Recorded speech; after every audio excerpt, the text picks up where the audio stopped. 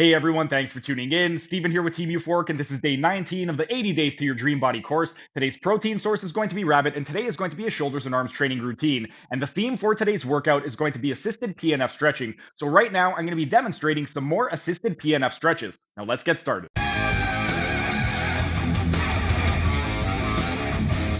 And while we were resting, it is time for the final PNF stretching demonstration in prone position. We've already done the lumbar spine, the pelvis, the hip, and the knee. So now we're going to continue moving distally onto the ankle, and we're going to be stretching the plantar flexors. And for this one, we're going to be doing it with the knee flexed to 90 degrees. We've already done the plantar flexors with the knee straight. When the knee is straight, we're targeting more the gastrocnemius because if you recall, the gastrocnemius crosses both the ankle and the knee. So it's responsible for plantar flexion, and because it crosses the knee posteriorly, it's also responsible for knee flexion. So by taking the knee into flexion of 90 degrees, we put the gastrocnemius under some slack, and we can really emphasize the soleus in this position a lot more. With regard to the hand positioning, you could take your stabilizing hand, wrap it over the distal tibia and fibula, and then with your moving hand, you could go ahead and cup the calcaneus and use your forearm as the fulcrum to actually get the movement done. But what we would do right over here is first, we're just going to go straight into dorsiflexion to stretch the plantar flexors, and we would just press down and instruct the patient inhale, push on the gas. They would inhale and contract, and then exhale and relax, and you would take them deeper into the stretch. And holy crap, does Johnny have really, really loose soleus and gastrocs. Wow. But with this position right over here, if we are just going straight into dorsiflexion, we're going to get a nice balance between the medial and lateral fibers of the soleus and the medial and lateral heads of the gastrocnemius. If we wanted to target more of the medial compartment, what we would do is have them go into lateral rotation by pointing the toes out. When the toes are out, we would do the same thing, but now we're going to be targeting more of the medial fibers of the soleus and the medial head of the gastroc. Same thing though, stabilizing hand, distal tibia fibula, moving hand, cup the calcaneus, inhale, contract. They would press on the gas, exhale, relax, you take them deeper into the stretch. If we wanted to target the lateral fibers of the soleus and the lateral head of the gastrocnemius, we would go into medial rotation, so toes in, and we would do the same thing, stabilize the distal tibia and fibula, cup the calcaneus, inhale, press on the gas, exhale, contract or relax, and get deeper into the stretch.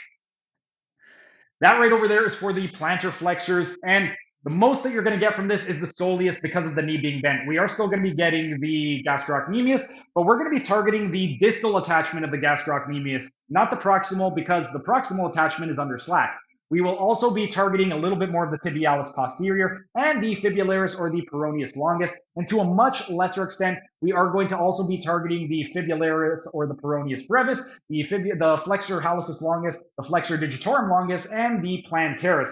And then once we've done the plantar flexors, we've neglected the dorsiflexors, so it's time to stretch the dorsiflexors with, once again, the knee flexed to 90 degrees.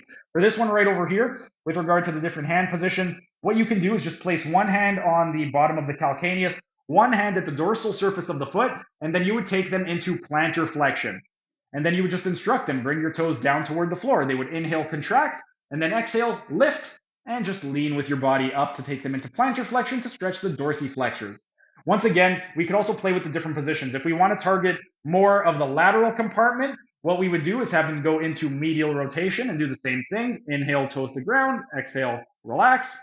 If we wanted to target more of the medial compartment, what we would do is have them go into lateral rotation, so toes out. And we would do the same thing.